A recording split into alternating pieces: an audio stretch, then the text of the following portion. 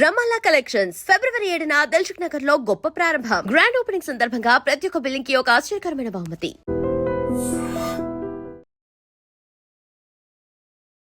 నమస్తే, welcome to I dream inside politics with కవిత.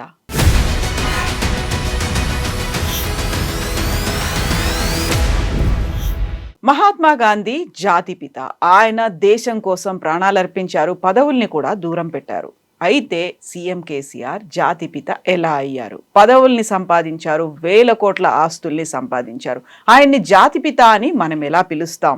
ఇది CM Revanth Reddy చేసినటువంటి వ్యాఖ్యలు. సీఎం కేసీఆర్ ని ఎందుకని జాతిపిత అని అభివర్ణిస్తున్నారు? నిజంగా ఆయన జాతిపితేనా? మరి మిగతా ఉద్యమకారుల పరిస్థితి ఏంటి, వారి సంగతి ఏంటి? మనతో పాటుగా ఉన్నారు పొలిటికల్ అనలిస్ట్ వి ప్రకాష్ గారు. ప్రకాష్ గారు నమస్కారం అండి. సో జాతిపిత ఈ మాట అనేది ఈ మధ్య కాలంలో ఎక్కువైంది. అది కూడా ప్రధానంగా ఫోన్ ట్యాపింగ్ ఇష్యూకి సంబంధించి విచారణకు కేసీఆర్ అటెండ్ అవుతున్నారు అనుకున్నప్పుడు, సీట్ దగ్గరికి వస్తున్నారు అనుకున్నప్పుడు, మా జాతిపితకు మీరు ఎలా నోటీసులు ఇస్తారు, ఆయన ఏం నేరం చేశాడు అనే మాట. ఇప్పుడు జాతిపిత అనేది ఒక అవార్డు కాదు, అది భారతరత్న లాగా, పద్మవిభూషణ్ లాగా, పద్మశ్రీ లాగా. It's not an award. ఒక 10th క్లాస్ చదివే అమ్మాయి భారతదేశ హోంశాఖను అడిగింది, మహాత్మా గాంధీకి జాతిపిత అనే అవార్డు ఎప్పుడు ఇచ్చారు, ఏ ప్రభుత్వం ఇచ్చింది అని. ఆర్టీఐ కింద వాళ్ళ రికార్డ్స్ అన్నీ వెతికి, రికార్డ్స్లలో నాట్ అవైలబుల్ అండి, ప్రభుత్వం అవార్డు ఇచ్చినట్టుగా ఎక్కడా లేదు అని చెప్పారు. అంటే ఎట్లా అయ్యారు జాతిపిత? జాతిపిత ఇప్పుడు మహాత్మా గాంధీ ఎంత రెసిస్టెన్స్ని ఎదుర్కొన్నారంటే, దేశంలో చాలామంది స్వాతంత్ర సమరయోధులు గాంధీని ఇష్టపడలేదు. సుభాష్ చంద్రబోస్, భగత్ సింగ్ ఇట్లాంటి వాళ్ళు ఎవరు కూడా గాంధీని ఇష్టపడలేదు. ఒక ప్యారలల్ మూమెంట్ స్వతంత్ర పోరాటంలో ఎప్పుడూ కంటిన్యూ అవుతూ వచ్చింది. గాంధీని ఇష్టపడని వాళ్ళు, గాంధీని వ్యతిరేకించిన వాళ్ళు. లాస్ట్కు ఇప్పుడు ఏదైతే ఆర్ఎస్ఎస్కు అనుబంధంగా ఉండే సంస్థకు సంబంధించిన ఒక నాయకుడు నేరుగా తుపాకీ గురిపెట్టి ఆయన కాల్ చేశాడు. ఒక పక్కనేమో సమాజంలో ఎక్కువ మంది ఆయన జాతిపిత అంటున్నారు, ఇంకో పక్కనేమో ఆయన ఉనికిని కూడా ఓర్వలేక ఆర్ఎస్ఎస్లో ఉన్న ఒక ముఖ్యమైన నాయకుడు, ఒక వింగ్కి అతను నేరుగా అతన్ని కాల్ చేశాడు. అంటే మొత్తము పౌర సమాజంలో 100% ఎవరు కూడా ఆయనను ఒప్పుకున్నారని కాదు కదా. గాంధీని వ్యతిరేకత ఎప్పుడు ఉంటుంది. ఒక సెక్షన్ ఎప్పుడు అనుకూలంగా ఉంటారు, ఒక సెక్షన్ ఎప్పుడు వ్యతిరేకంగా ఉంటారు. అయినా కూడా ఆయన జాతిపితగా నిలబడ్డాడు. ఎందుకు అంటే వ్యతిరేకించే సెక్షన్ ఆయన చంపినా కూడా మెజారిటీ ప్రజలు ఆయనను జాతిపితగా అంగీకరించారు. గాంధీ తను ఎప్పుడని చెప్పాడు ఆయన రైటింగ్స్లో, నేను జాతిపితనని? లేదా నన్ను జాతిపితగా గౌరవించండి అని చెప్పాడా? జాతి ఆయనను ఒక పితలాగా, ఎందుకంటే 200 సంవత్సరాలు పోరాడినా సాధ్యం కాలేదు, గాంధీ చేతిలో విముక్తి అయిందనేది ఒక ప్రచారం జరిగింది. వాస్తవంగా గాంధీ కొంచెం ఇన్డెప్త్తో మనము స్వాతంత్ర పోరాటాన్ని చూసినట్టయితే తెలంగాణ సాధించడంలో కేసీఆర్ ఒక్కడే కాదు కదా, అందరి పాత్ర ఉంది కదా. ఎక్కడి నుంచి బీజేపీ దగ్గర నుంచి వాళ్ళందరికి సపోర్ట్ ఇస్తేనే కదా, కాంగ్రెస్ డెలివరీ చేస్తేనే కదా, అట్లనే అమరులు ప్రాణాలు అర్పిస్తేనే కదా. స్వాతంత్ర సమరయోధుడుగా గాంధీకి కూడా ఇటువంటివన్నీ ఉన్నాయి. సుభాష్ చంద్రబోస్ పోరాటం ఉంది, గుక్క తిప్పుకోలేకుండా సహాయ నిరాకరణ ఉద్యమం జరిగినప్పుడు బ్రిటిష్ వాళ్ళు ఇక్కడనే కాదు అన్ని దేశాల్లో కూడా 2వ ప్రపంచ యుద్ధానంతరం మనం బలహీనపడ్డాం, ఇంకా వీటన్నిటిని మన గుప్పిట్లో పెట్టుకుంటే లాభం లేదు. 2వ ప్రపంచ యుద్ధం కూడా ఇంపార్టెంట్ రోల్, అందులో కమ్యూనిస్టులది కూడా వాళ్ళ రోల్ వాళ్ళకు ఉంటుంది. అట్లే సైనిక తిరుగుబాటు, ఆజాద్ హింద్ ఫౌజ్ ఇవన్నీ కూడా ఉన్నాయి కదా. కాబట్టి గాంధీ ఒక్కడే స్వాతంత్రం తెచ్చాడని జాతిపిత ఇచ్చారా? అంటే ప్రజల మనస్సుల్లో కొంతమంది పట్ల ఒక చెరగని ముద్ర వేసిన నాయకులను వాళ్ళు ఏదో ఒక పేరుతో పిలుచుకుంటారు. జాతిపిత కాకపోతే గాడ్ అంటారు, అభ్యంతరం ఎందుకు? మద్రాసులో కుష్బుకు గుడి కట్టారు. అంటే ప్రేమ, వాళ్ళ పట్ల ఆరాధనా భావం, ఒక భక్తి అనేది ప్రజల విశ్వాసాల్లో ఉంటుంది.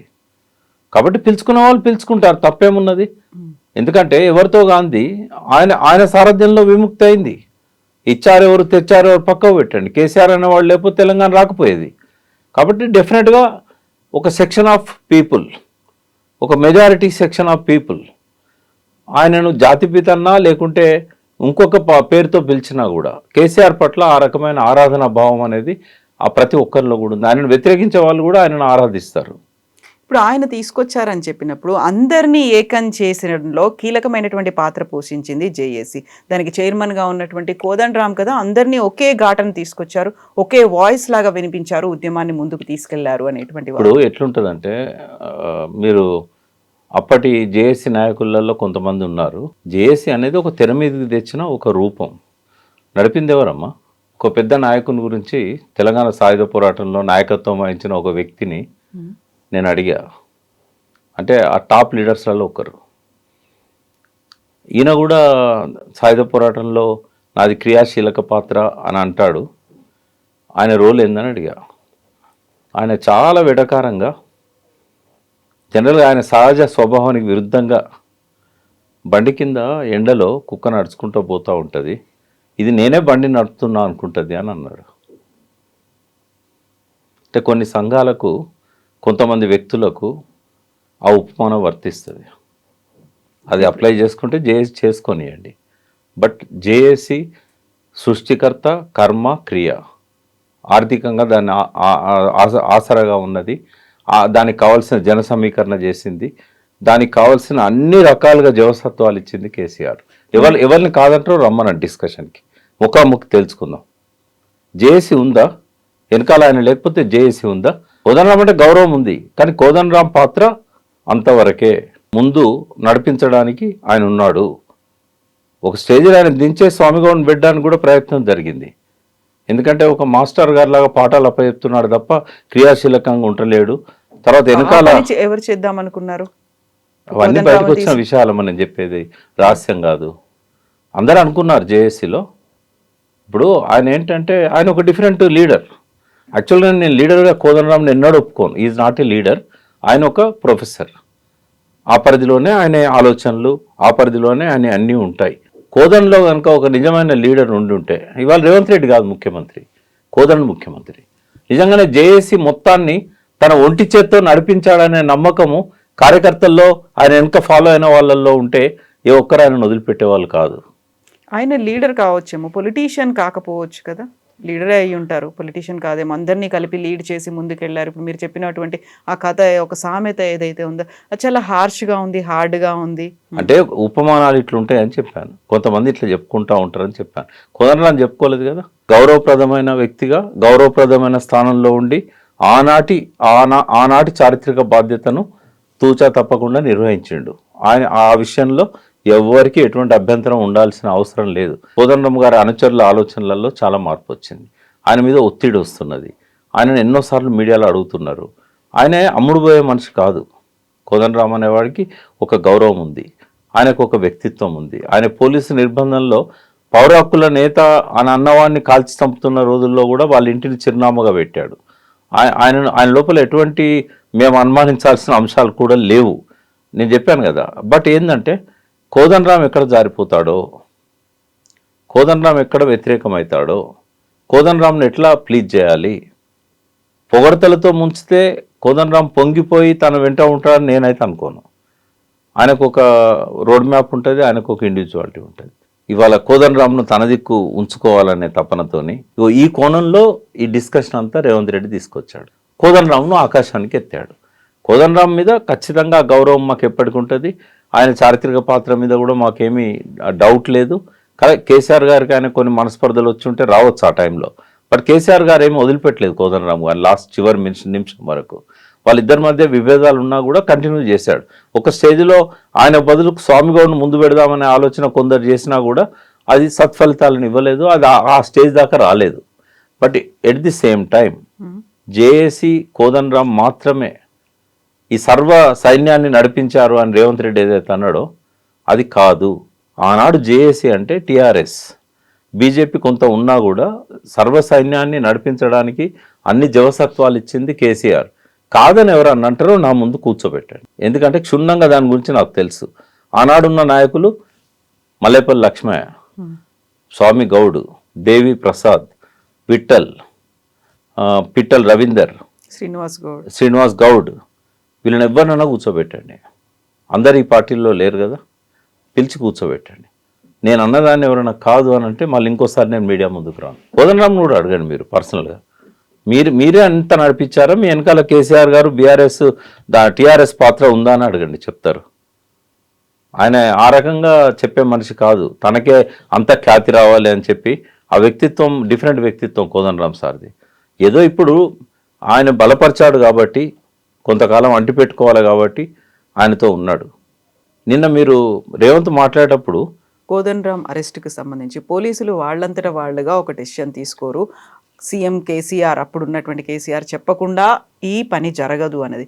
మరి ఫోన్ ట్యాపింగ్కి సంబంధించి తీసుకున్నది కేవలం పోలీసు అధికారులే తీసుకున్నారా, సీఎం ఆదేశాలతోనే జరిగిందంటారా? 2 రకాలు ఉంటుందమ్మా ఫోన్ ట్యాపింగ్.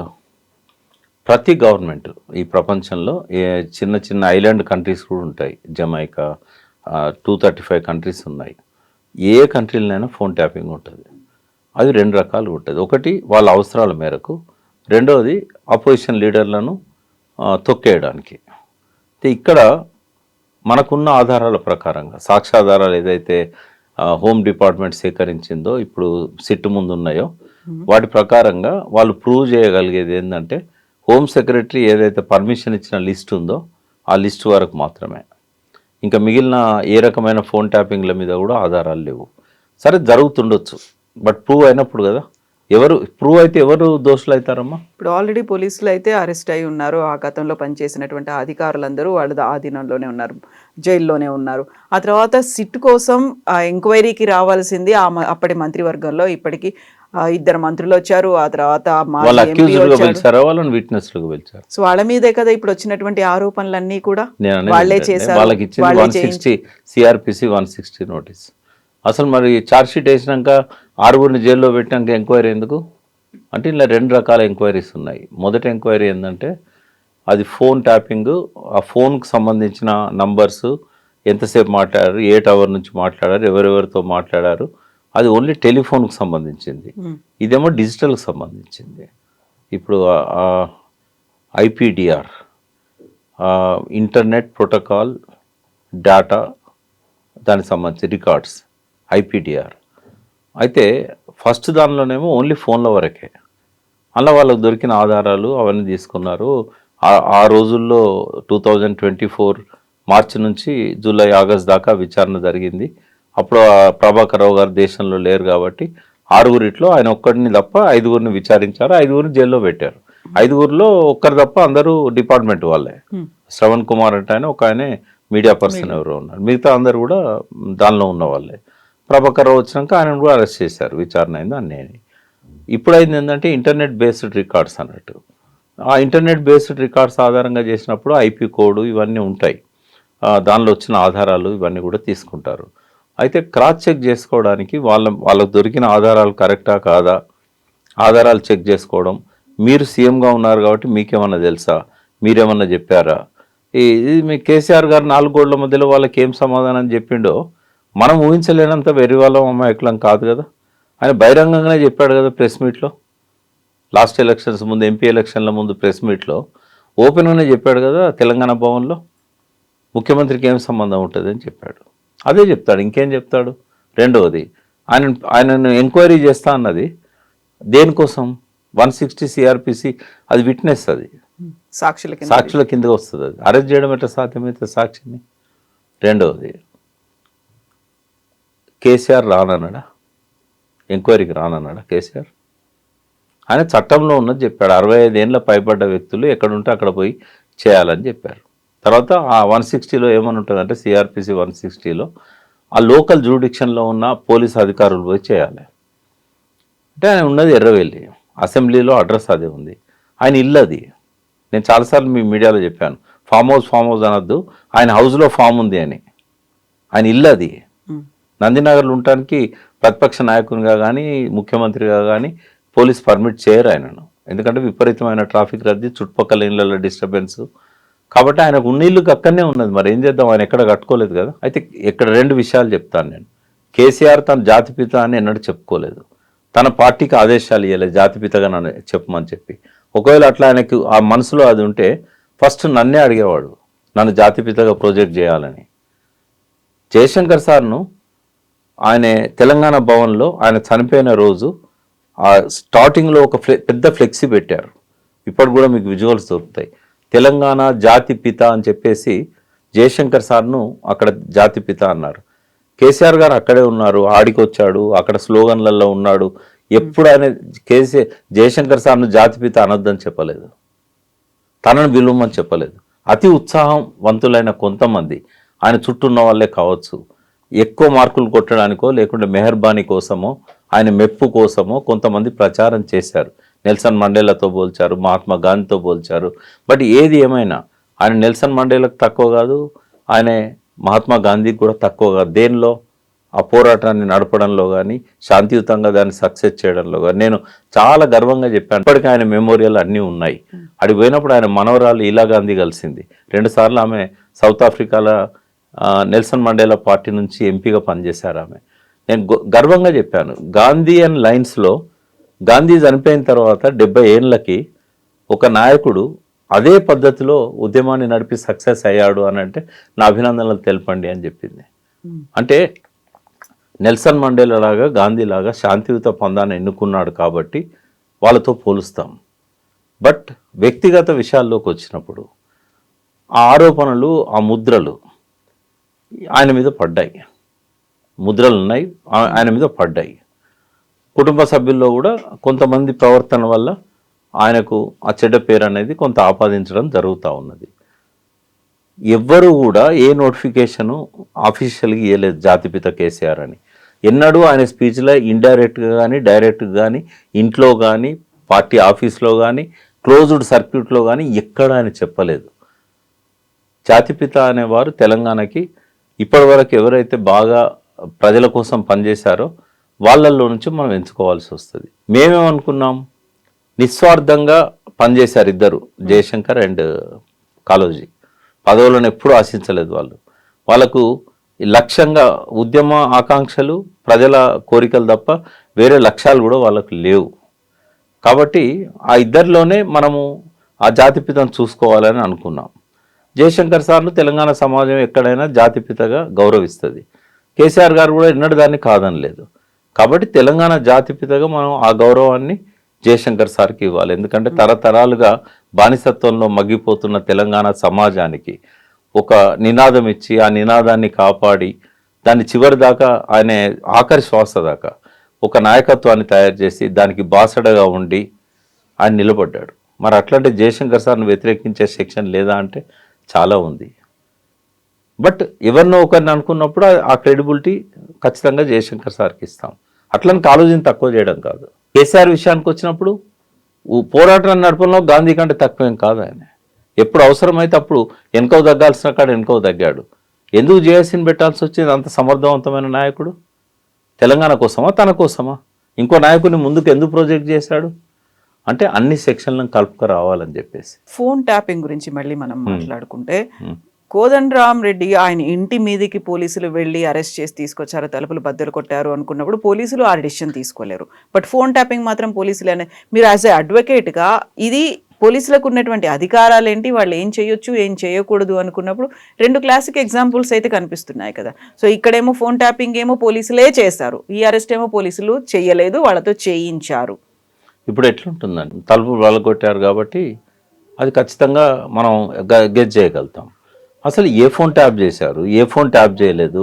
ఇప్పుడు పోలీసులే స్వయంగా చెప్పారు హీరోయిన్ల ఫోన్లు ఏమీ ట్యాప్ చేయలేదు అని. ఇంకొక స్టేట్మెంట్ ఏమొచ్చింది, ఛార్జ్ షీట్లో పెట్టినట్టుగా 650 మంది ఫోన్లు ట్యాప్ చేశారు, వీటికి అన్నిటికీ హోమ్ మినిస్ట్రీ నుంచి, హోమ్ సెక్రటరీ నుంచి పర్మిషన్ ఉంది అన్నారు. ఇంకా మరి దానికే కట్టుబడి ఉంటాం కదా. ఇప్పుడు నాలాంటి వాళ్ళము వార్తలు చూసినప్పుడు 650 ఫోన్లను ట్యాప్ చేయమని చెప్పారు, ఆ ట్యాప్ చేసిన 650 ఫోన్లల్లో ఇవేవి లేవు. కాబట్టి దాన్ని మనము కన్సిడర్ చేయాల్సి వస్తుంది. రకరకాల డిస్టార్షన్ చేస్తున్నారు దానికి. ఎట్లా అంటే మొన్న రఘునందనరావు గారు ఇక్కడ మాట్లాడుతుంటే విన్నా, ఆడ ఈయన నంబర్ ఉంటుందట కానీ పేరు ఇంకొక పేరు ఉంటుందట. అంటే వేరే పేరు మీద పర్మిషన్ తీసుకొచ్చుకొని ఈయన నంబర్ ట్యాప్ చేస్తారట. అంటే సరే ఏదున్నా కూడా ఫోన్ ట్యాపింగ్ అనేది ఆర్డర్ ఆఫ్ ది డే. అదే రఘునందన్ రావు చెప్పారు, నా ఫోన్ కూడా ఈ గవర్నమెంట్ ట్యాప్ చేస్తుంది అనే మాట నా ఇంటర్వ్యూలోనే చెప్పారు. మీరు నమ్ముతారు కదా ఇంతమంది చెప్తున్నాం కాబట్టి.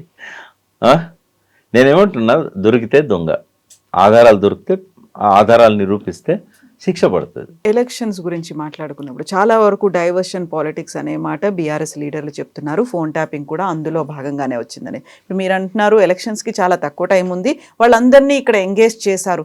నిజంగా కేసీఆర్ తప్పు చేయలేదు అనుకున్నప్పుడు, అది చాలా క్వైట్ కామన్గా పోలీసులే చేసుకుంటూ వెళ్ళిపోతారు అని అనుకున్నప్పుడు, ఎందుకని బీఆర్ఎస్ లీడర్లు అందరూ ఇక్కడికే రావాలి? వాళ్ళకు ఉన్నటువంటి పనులు ఉన్నాయి, ఎలక్షన్స్ ఉన్నాయి, నామినేషన్లు ఉన్నాయి, ప్రచారాలు ఉన్నాయి, వాటి కోసం అక్కడే ఉండొచ్చు కదా. కేసీఆర్ గారు రాసిన లేఖ మీరు చూసుంటారు. చట్ట ప్రకారంగా వాళ్ళు నా దగ్గర రావాలి, బట్ చట్టాన్ని గౌరవించి నేనే వాళ్ళు పిలిచిన దగ్గరికి వస్తున్నాను అని చెప్పాడు. ఇది జాలదా? ఆయన ఏమన్నా కేసు పెట్టద్దు అన్నాడా? నన్ను విచారించద్దు అన్నాడా? నేను పోలీసులకు విచారణకు అందుబాటులో ఉండను అన్నాడా?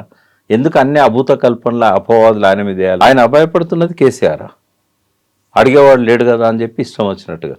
బీఆర్ఎస్ సంగతి కూడా నేను చెప్తాను. బీఆర్ఎస్ విషయంలో ఏంటంటే, ఒక మహానాయకుని మీద ఇట్లాంటి అంటే నీచపు ఎత్తుగడలు, నీచపు కుట్రలు జరిగినప్పుడు ఆ పార్టీ స్పందిస్తుంది, ఆ పార్టీ అండగా ఉంటుంది, ఆ పార్టీ ప్రొటెస్ట్ చేస్తుంది. ఎంక్వైరీ చేసుకోమనండి, ఎవరైనా ఇంట్రెస్ట్ ఉంటే డిగ్గింగ్ చేసి రీసెర్చ్ చేసుకోమనండి. ఆ అరుదైన క్షణాన్ని కేసీఆర్ ప్రజలు కాంగ్రెస్కు గెలిపించారు, అవకాశం ఇచ్చారు. ఉండనేయండి, 5 ఏళ్ళు ప్రతిపక్షంలో ఉంటా అని చెప్పి ఆయన ఈల్డ్ కాలేదు ఆ డిమాండ్కి. ఎంతసేపు అమ్మా, ఎంత తేడా ఉంది? అధికారానికి కేసీఆర్కి ఎంత తేడా ఉండదు? 21 సీట్లు, 21 సీట్లు. అందులోకెళ్ళి 11 మందిని తెచ్చుకోలేనంత అశక్తుడా కేసీఆర్? ఈ పార్టీలకి వెళ్ళి పోయినోళ్ళే ఉన్నారు కదా, అందులో 10-12 మంది ఎమ్మెల్యేలు. అందులో ముఠా కుమ్ములాటలు లేవా? ఇప్పుడు ఎందుకని వాళ్ళు డైవర్ట్ చేస్తున్నారు అనుకున్నప్పుడు, వీళ్ళు ఎందుకని నిజంగా డైవర్ట్ అయిపోతున్నారు? తప్పు జరగలేదు, అక్కడ ఏం చేయలేదు అని. డైవర్ట్ అవ్వడం కాదు. ఇక్కడ ఏమైందంటే, ఆయనను ప్రొటెక్ట్ చేసుకోవాలి, ఆయన ఇమేజ్ని ప్రొటెక్ట్ చేయాలి. ఆయనను ఒక నీచునిగా, దోషిగా చూపెట్టే ప్రయత్నం చేసినప్పుడు ఆ నీచపు ఎత్తుగడలను కౌంటర్ చేయాలి. ఒక పార్టీకి, ఒక నాయకత్వానికి అది అవసరంగా ఉంటుంది. అట్లని చెప్పి వాళ్ళు ఫీల్డ్ వదిలిపెట్టి మొత్తం ఇక్కడే లేరు. బట్ వాళ్ళ నియోజకవర్గాలలో వాళ్ళ ఇన్ఛార్జీలతోని వాళ్ళు అందుబాటులో ఉన్నారు, వాళ్ళు మాట్లాడుకుంటున్నారు. ఇవాళ బీఫామ్స్ లాస్ట్ ఇంకో గంట అయితే ఈ సమయానికి కూడా వాళ్ళంతా ఫీల్డ్ మీదనే ఉన్నారు. మీడియా అంతా ఆ రోజు ఎక్కడున్నదమ్మా? పత్రికలన్నీ ఎక్కడున్నాయి? తెల్లారు లేస్తే హెడ్డింగ్లన్నీ ఏంటి? చేసండి. Thank you so much. Thank you. And for more videos, please subscribe to iDream. Please subscribe to iDream. Please subscribe iDream. And please subscribe to iDream. For more videos, subscribe to iDream. please like, share and subscribe to the channel. Congratulations, iDream. Subscribe to iDream. Subscribe to iDream. So subscribe to iDream Media. iDream ki iDream team andarki huge congratulations. Please subscribe iDream Media. Please subscribe to iDream. Subscribe iDream. Please subscribe to iDream. iDream అంటే నా కళల ఛానల్ను subscribe చేసుకున్న నోరు తిరుగుతలేదు, మీరైతే గంట గుర్తు కొట్టండి. For more such videos, please subscribe to iDream.